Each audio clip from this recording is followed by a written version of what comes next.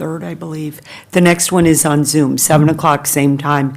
Tomorrow, we have the board workshop where we will continue discussing the budget. I'd like to share a comment, if those of you haven't heard, from my dear colleague, Mr. Phil Cross, who always reminds us about this budget that, what is it you say, Phil? We're in a marathon, it's not a sprint. And what that means is that it is continually a work in progress, especially in the next couple of weeks, as we try to refine things and get some additional information that we have been waiting for, particularly on health insurance, which is a huge driver of this year's budget. And we're waiting for that information. You know, unfortunately, sometimes we are tied to a time frame, a calendar that doesn't always get us the information within the same timeliness. So that being said, I know tomorrow we have the workshop, and also at our Board of Ed meeting next Tuesday, there's a budget update on that agenda, and we are hopeful that we might have some more definitive information about how to perhaps mitigate this health insurance that is significantly driving the budget increase. So with that, I'll turn it over to you, Mr. Aziz, and members of the board. And I know that it's nice to see the public here, and we can certainly listen to their feedback. Great. So before we take public comment, we read a statement before every public comment part of our meetings. The board welcomes the opportunity to hear from members of the public about matters concerning Weston Public Schools. Public comment is an important chance for the board to receive input and feedback from our school community. We listen attentively to all comments shared. While we value and pay close attention to public comment, it is our practice not to respond substantively, or sometimes not at all, during public comment. There are several reasons for this. First, engaging in a discussion on non-agenda items could violate the board's obligations to comply with the Freedom of Information Act. Second, the board or the administration may not be prepared to discuss certain matters raised in the first instance by a public comment. Third, the board develops its meeting agenda carefully to ensure that the board addresses matters that are pressing or relevant at the time of the meeting. We encourage members of the public with specific questions, concerns, or complaints about our schools to reach out directly to Superintendent Barberio. You may also email the board at our email address, boardofelucation@westonps.org. And additional details on public comment at board meetings can be found on our Board of Education website. With that, I'd like to welcome anyone from the public who would like to make comments to the board on the proposed budget for fiscal year 25-26.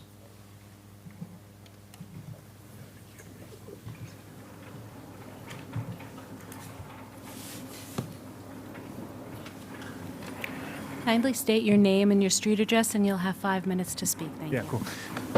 My name's Alex Staley. I live on Lord's Highway. Since you guys probably won't engage, I guess one question, because I haven't had time to listen to all of the meetings, is on the health insurance point, which obviously is the largest component of the budget increase. Is there a particular historical meeting you guys discussed that at length that I could just go back and listen to exactly the issue as opposed to trying to find it myself? I don't know if you guys know off the top of your head, like if there's a particular meeting that would be most useful to listen to on that point. Phil? Microphone. I think we discussed it at the last Finance and Operations meeting. Okay. So November, December, so one of those meetings. I don't remember which one exactly. Okay. That's the subcommittee, correct? Subcommittee group. Subcommittee. Yes. The other thing that might give you some background information, Alex, is if you go on the website under HR and you look at the contracts, you will see the negotiated contracts, and we are up for beginning negotiation. We're entering our last year of the contract. So that can give you kind of the background of what are these policies, what they look like, what is the board's responsibility and the employee's responsibility, to kind of give you the background. Yep, okay. One comment I would make that, or a question along the same lines, and maybe it's a similar spot to look, is on the pension contributions. I guess the numbers don't really make sense to me in the sense that like salaries go up very little, but then the pension contributions as a whole go up 20%. I'm not sure if that's a, union, like that's just like a administrative thing that just is changing, or if that's just like, I don't fully understand that mathematically, but like. So the pension cost in the budget, that's a state-driven percentage increase. So we are currently at 17.26% increase for the employee portion of it. So that's really what's driving it. So if you look year over year, it's pretty much within line based on what the increase. As a matter, if I'm not mistaken, I think it's going down this year, because last year we had a higher percentage rate, and I think we're lower this year. Slightly higher this year. But it's a number determined by the state. Yes. It's not determined by us. Yeah. And whose pension is it? Can you paint a little bit of a picture here for those that might be listening thinking they're not clear? So in terms of the increase, so these are for all groups other than teachers and administrators.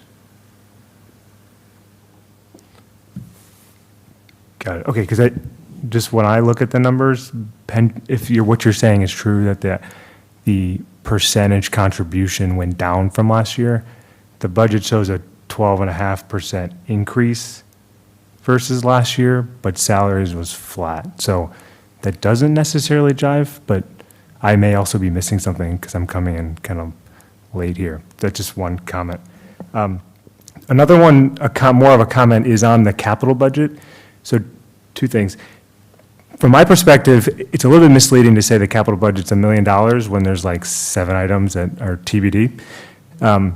The other thing is, I do think, and it dovetails into the overall budgeting process, I think it's imprudent to really think about a capital budget this year without the context of the overall long-term planning that I know the Board of Finance is doing, because some of the items that are listed, even TBD, are substantial items and may or may not change depending on that long-term plan financially, what's needed for the schools, if you pursue a new school, if you change what school you renovate, et cetera. So it would be imprudent to just set a capital budget just to set a capital budget, knowing that there is a substantial amount of work being done on a long-term plan.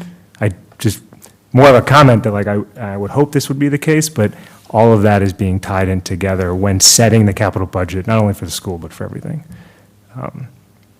That's all I have. I may have questions as I go through it. I presume I just would send them to Lisa. To the superintendent, if you would, and then she'll answer them and post them on the Board of Education website. Okay. Under the budget. Thank you. I can make a comment about the capital budget. I might as well take advantage of this opportunity. Yes, you're exactly right, because I even said it. I said, we're saying it's $1 million, but we have all of these TBDs, and I think that's this often happens. This is when we can't get accurate pricing. I think that's why there's a long time, the capital budget is separate from ours to figure out how we flesh that out.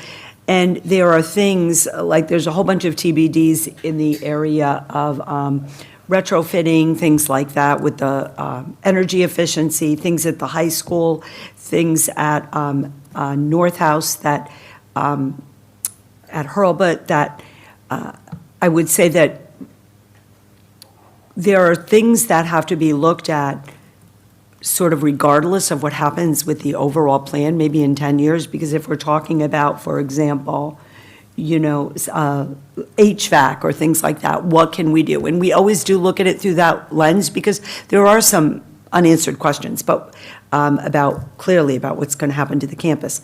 The district-wide PA replacement is a TBD. We've been waiting for that number. That is a big number, but I want to point out that district-wide PA replacement is probably one of the most important TBDs on there, because it also relates to safety and security. When you have a PA system in a building, let's just use this as an example, I see Mr. Doak, and people can't hear it throughout the building, or the quality isn't good, that's a big concern for us, and we've been waiting to get accurate pricing. Now, when we get that pricing, of course, when we say district-wide, there are schools, 3 schools that need to be addressed. We may have to make a choice of which school needs it the most, quite frankly. Mr. Doak, I don't know if you want to put a little color, or any of the other principals that have PA problems, it might be worthwhile to share. I think you alluded to the largest problem. There are areas of the building where you don't hear the PA announcements. And I think I see Laura shaking her head for her butt, and Megan for the high school. That's one of the big problems. But Alex, I want to just put timing in perspective, because some of this capital budgeting are for items that need to be addressed today. If we were to, and I use the word if we were to do something to this building, the earliest we would start anything is sometime in 2027. You have to submit your plans to the state by June. We will not be prepared to do that by June 2025, so it would be June 2026. The state responds with what type of reimbursement they'll give you at the end of the calendar year, so that would be the end of 2026. So the earliest you could even start any type of construction would be 2027, and, construction would take, I don't know, conservatively 2 years. Could take longer, so now you're talking, 2029. So we're 4 years away. That's not right. We're 2.5 to 3 years away from anything happening, and that's if anything happens, because there's another meeting going on at 8 o'clock, which is talking about the Board of Finance is having, and ultimately the decision to do anything is the public's decision. So we're away from this for a while. Understood. Thank you for all the input on the budget. I know it's a lot of work, so No, thanks, Alex. thanks for answering my question. Any other comments, questions?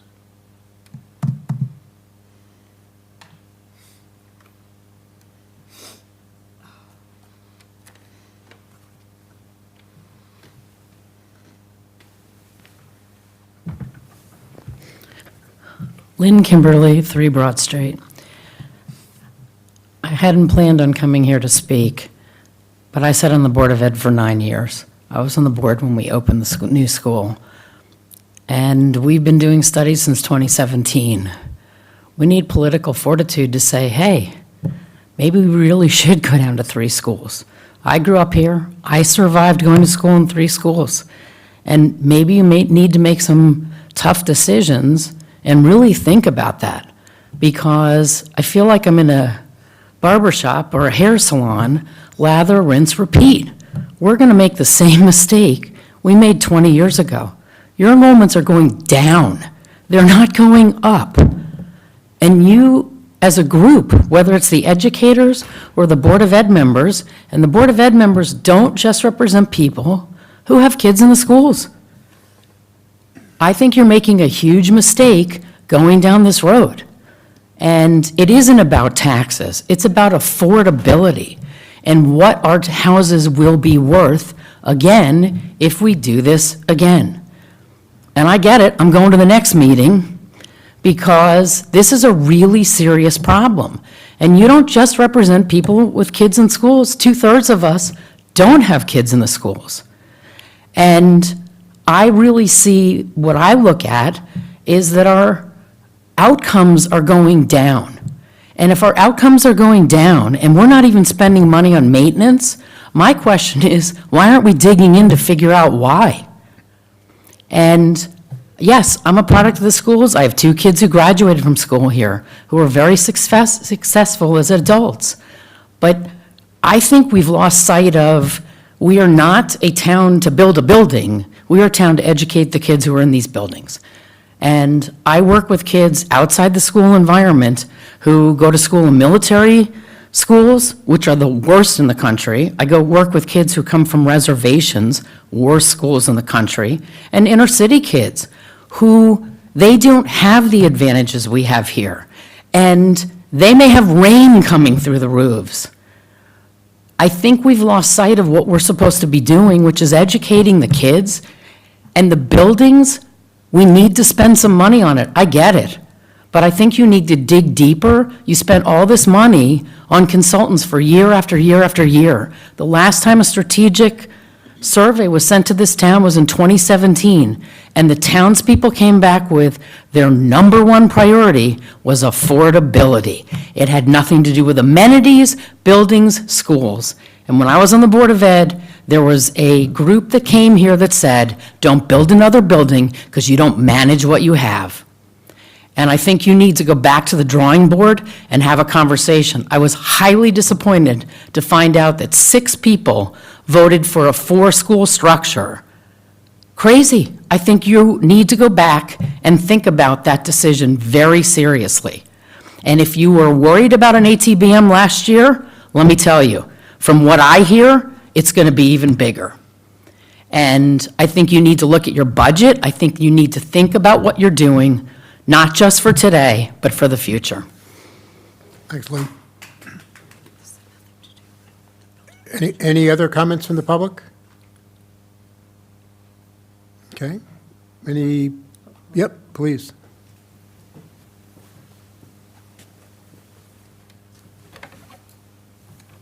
Hi, my name is Debbie Lowe, and I live at 18 Northfield Road. I just wanted to comment on this year's proposed budget. First of all, thank you for having this forum, and thank you for all your hard work, and I'm sure plenty of hours and hard decisions in putting it together. My questions, and I don't have comments so much as questions, the insurance. To me, it seems not just high, but extraordinary, and kind of, I don't want to say unheard of, but close. So I'm kind of wondering about the reasons behind it.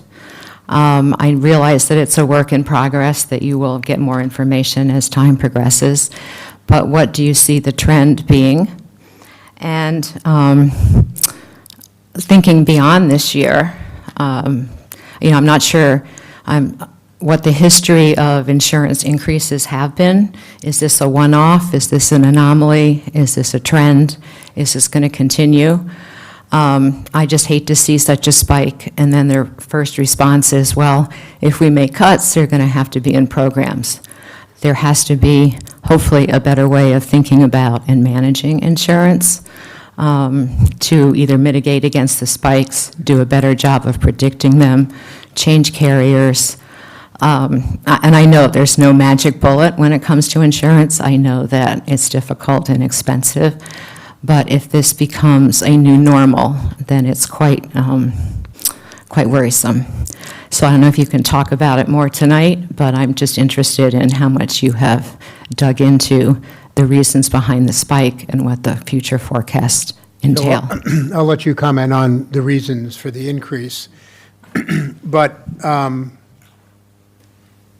think it's fair to say medical insurance increases are not solely the issue of Weston, Connecticut. It's a national issue. It's not something that we're the only ones that are engaged. We do go out and get competitive bids for insurance carriers. I think the last time we did it, there were 2. 2 years ago, but I think there were 3. It's not like 10 people are going to do it. There were effectively 3 carriers and the state. Mm-hmm. And there was a period, I don't know, Phil, 5, 6 years ago, when we were in the state plan, and then the state plan premiums increased dramatically. So we went out for a bid, and there were 3 carriers that bid, and we chose the one that was most attractive. Because at the time, there was concerns over the viability of the state plan. It's also part of every negotiation with the unions about how much each individual is going to assume of the premiums. So it's a puzzle with a lot of different pieces. It's not like buying car insurance. It's a much more complex Also, just process. so you know, other districts are experiencing, the districts that stayed with the state plan are also experiencing a tremendous increase in their costs this year as well. You'll see that from other Durg A schools that stayed in the state premium, or in the state plan. Yeah, and I appreciate all of that. And I'm familiar with some of the school budget increases, and in working with insurance, it just seems that 20% is extraordinary. And I am not sure, I would like to see sort of comparison to what other districts perhaps are going through. 20% seems out of the even high range. And I am, again, I think I'm more worried for the town and the affordability issue in the future. Where is this trend going? Is this the tip of the iceberg? Is this a once in 100 years kind of increase? So I just look forward to hearing sort of more in-depth information or questions We certainly can about get- the issue. And I get that it's expensive, and I get Okay. that people are No, going through We'll get the increases. comparisons for you, Yeah. and, for our Durg A Sure. schools. So, so you have a point of reference. Right, and also trends, are we Yeah. just progressing slowly up? Is just like we're steady and then poof, and then it'll go back down? I just want to know how volatile it is. So thank you. Just real quick, it is volatile. I mean, insurance is really driven by claims. Whether you are a self-insured plan or you have a fully funded plan, everything is going to be driven by claims. 2 years ago, coming out of COVID, we had claims experiences that were relatively low. Since over the past 2 years, let's say within the next 18 months or so, the trend has been significantly higher. For the past 18 months, our claims experience has been approximately pretty much 35% more, 1.35% more. So for every dollar that we pay in, our current provider is paying 35% more in terms from a cost perspective. So we're using that, and we're saying, if we're currently at 35% claims experience, what can we relatively anticipate that we will see in terms of an increase for this year? So we had some conversations with, for 26, we had conversations with Brown and Brown, and they're saying, hey, you can look somewhere based on where we are currently to be in the range of 25 to 30%, right? So for right now, that's where we are. If you look at where we are in comparison to the state partnership plan, the state partnership plan is slightly better, but not significantly better. For the state partnership plan, their initial estimate is that there will be an increase in by approximately for Fairfield County between 9 to 11%. So anywhere you take it, everyone in the state partnership plan will be seeing an increase of 10 to 12%. So are we at the top? There's ebbs and flows with claims experience, and you can't plan what the health of anyone will be. As you know, health is unpredictable. You may be healthy today, and tomorrow you're not. So for right now, where we are in the past 18 months is that we have had people who have been sick, and the claims have just been higher. Okay, thank you. And I understand the reasons for not being on the state plan. So thank you. No, you're Phil, welcome. can you explain who Brown and Brown is, please, for the Oh, listening I'm sorry. public? Brown and Brown are our health insurance consultant. And these are consultants that also provide information when we go into negotiations, which we'll be doing next year. Well, you will be doing next school year. Hi, good evening. My name is Carrie Queemy. We have 3 children in the district. We moved back here in 2021, and I just want to thank each and every one of you for your time and your talent, and for really prioritizing and investing in our schools, in our educators. It truly, truly is a driver for our community, and it really does make a difference in people wanting to move here. So thank you. Welcome. Other comments?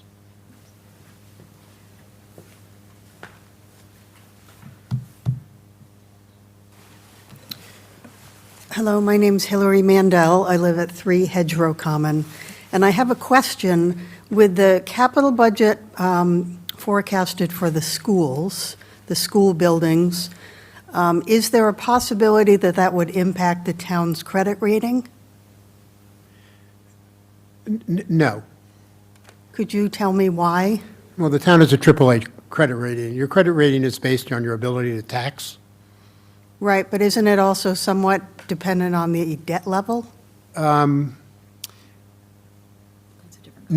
actually, it's not. So your credit rating is basically the ability of the town to tax. So, most of the towns in Fairfield County are AAA rated towns, Right, just like now I ourselves. understand we're AAA rated. I would just hate to see our credit rating be reduced because then our costs will go up even more.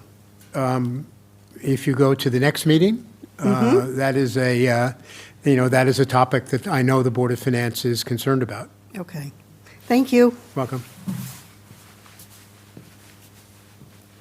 Anyone else?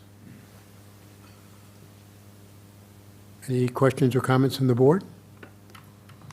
I have a quick question. Sure, go ahead, I think it would David. be helpful if the health insurance is a big driver, if we can just talk briefly about the obligation. Do we have the ability to just change health insurance providers like we can car insurance when it expires? In the middle of a union contract? I don't know the answer to that. There's always language within our contract that gives the board the right to do certain things. Within the current contract, the right exists for the board to change providers or administrators. The caveat is that there technically needs to be approval by the unions. There's no language in the current contract that allows for a reopener, so to speak.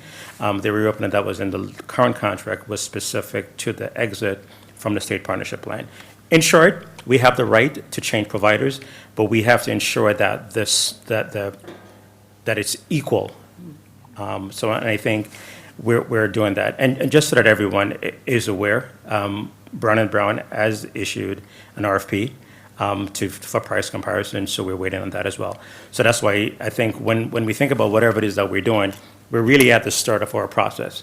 We may not necessarily know what the true increase will be come the 28th, and we may not know really until maybe mid-February into March to identify what that percentage will be. So it's not as if we can tell you that we can use a placeholder because our previous plan was a state partnership plan, and we can use that. The state partnership plan, based on where we are right now, is about 27% or so higher than where we are right now. That's one of the reasons why we left. So there is no situation that I'm seeing today that will result in any significant reduction to the premiums for 26. We're looking into it, but from everything that I'm seeing and what I'm hearing, I can't necessarily say that we'll see that. And as Sharon pointed out, across Fairfield County and across the state, a lot of districts are really struggling with the cost of health insurance. Some districts experienced that last year. For Weston, we were fortunate enough that we had a 2-year contract, that we had a second-year rate lock of 9.99%. This is the final year of that contract, and we may have to go out. But again, I cannot sit here today and say, hey, we're going to do an RFP and we're going to see significant savings. Any provider that comes in, they're going to look at our historical claims experience. And unfortunately for us, we're at the very top of those claims for right now. Okay, so the summary pretty much is we could get a new quote, but the coverage cannot change through the union agreement we have, and chances are, if there's only 3 vendors, pricing is going to be relatively similar. So we're still going to go through the exercise, but you can't bank, so to speak, on expecting a significantly lower premium. That would be correct as of today. If you need some more specifics on the language, I just pulled it up. On the teacher's contract, it's on page 12, where it specifically addresses reserving the right to change insurance carriers, and it explains that. But, hey, we continue to be hopeful. We will work through this. We will work through this. We know that we have to get the budget down. Correct, we will work through it, but I do not want to set unrealistic expectations. Yeah, I meant work through the whole process, not just insurance. It's okay. That good? Yeah, thank you. Yeah. Anything else from the public? From the board? I just have one follow-up. So I think it was asked by by the last member of the public. So we have this big increase this year that it's going to be in a range that's going to be similar where we are, I guess, depending on whether we go to another carrier, we look at the state plan, it's all somewhat similar. Going forward, and I think I've asked this too, but just for the benefit of everyone sitting here, what can you expect in the coming years? So we have this huge increase this year. Is there any reason to think that it settles back down next year, or are we looking at another double? I know you can't predict, but I'm assuming, just to set expectations here, I'm assuming it's not going down to a 3% increase next year, and it's going to be somewhere along the lines of high single, low double digits. Is that reasonable as we think about how much of the budget the insurance is going to take up as we look at just beyond 26? Yeah, it's difficult, right? So if you even think about the state partnership plan, when we were on that plan, so they would give us early indication in about January, February, and that early indication has always been an extremely high number, and the final number would not come out until March. So it's really difficult to determine what that final number will be.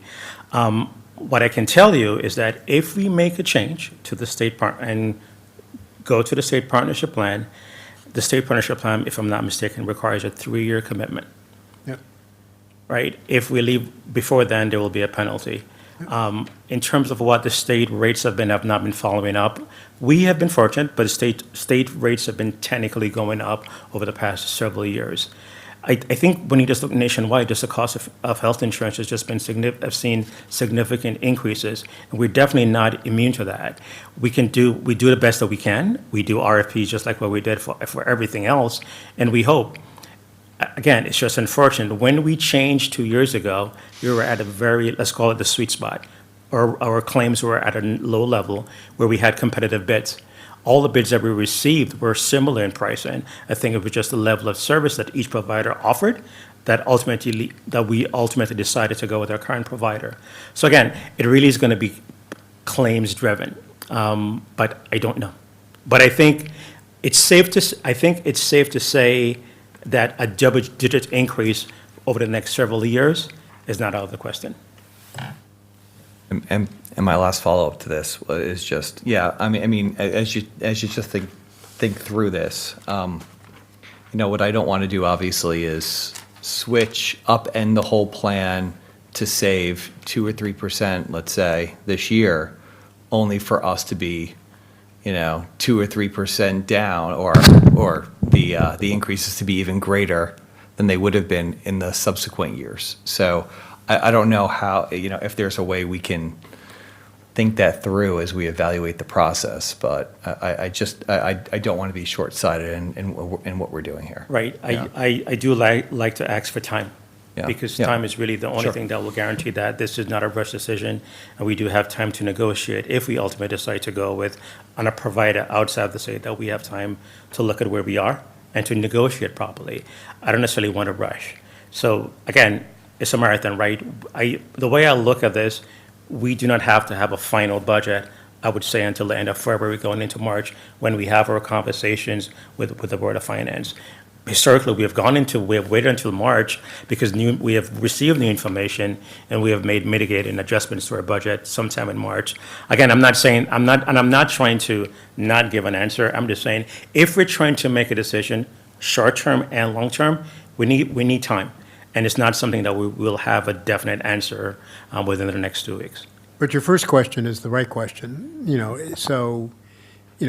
should we be assuming that healthcare costs are going to be, 20%, 15 to 20% a year? I think the layman would say, yeah, it's going to be the increases, and that's why the world does not like health insurance companies. Right? But you're also talking about this in isolation. This also you're also going to be talking about this with the union contract that's coming up. So It's a big part of the conversation. So, right, we're talking about one aspect of it, when I think there's other aspects that have to be thought about. Anything else from the board or the public? Lisa, you want to say something? I'd like to say something in closing. We work really hard to get information out. We call it supplemental documents to support the budget. And I want to thank Mrs. Saketa for getting everything posted. Thank you, Grandma Saketa, for posting everything. If you go on the front of the webpage, there's an icon, budget. You click on it, the budget's there, but not only is the budget there, but we've already begun to, we sent you guys the documents. They're all there, and there's a lot of information there. So I would encourage the public to look at it and look at it again next week, because we just finished another document, thank you, Mr. DeVito and Dr. Henkel, about technology analysis and all that. We'll be putting that up. But there's a lot of information there to kind of help paint the picture of the budget. So I would encourage you to look at it. Great. And as always, the meetings are recorded and they'll be up. Yep. If there's nothing else, can I have a motion to adjourn? Second? All those in favor? Aye? Thank you. Thanks, everybody. Thank you.